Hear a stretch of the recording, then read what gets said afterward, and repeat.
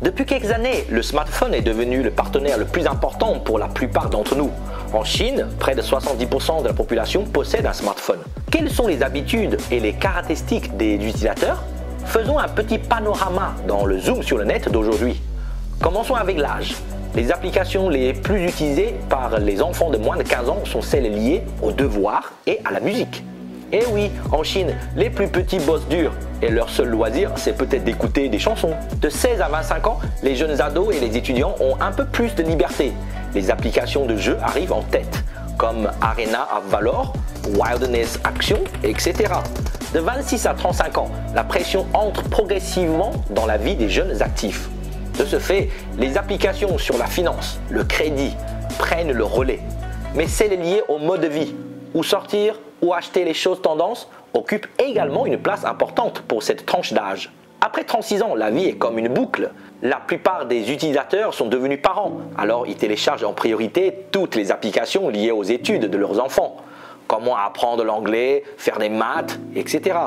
Les seniors chez nous, à partir de 60 ans, s'ouvrent plus à la lecture et toutes les applications liées aux actualités sont sur la première page de leur smartphone.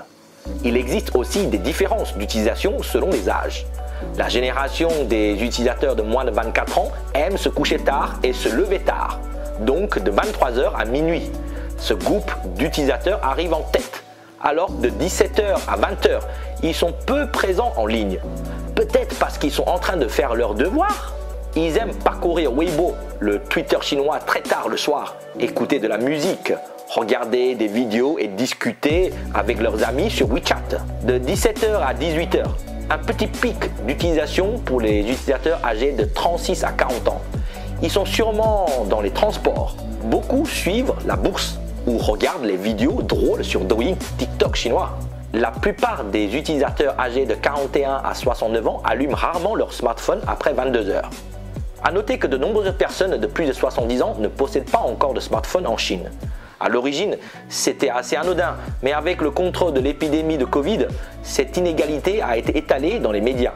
Sans smartphone, les personnes âgées, les ruraux, ne peuvent ni montrer les codes de santé pour circuler, ni commander de la nourriture en ligne lorsqu'ils étaient assignés à résidence. Même ceux qui ont un téléphone connecté ne savent pas forcément utiliser toutes les applications.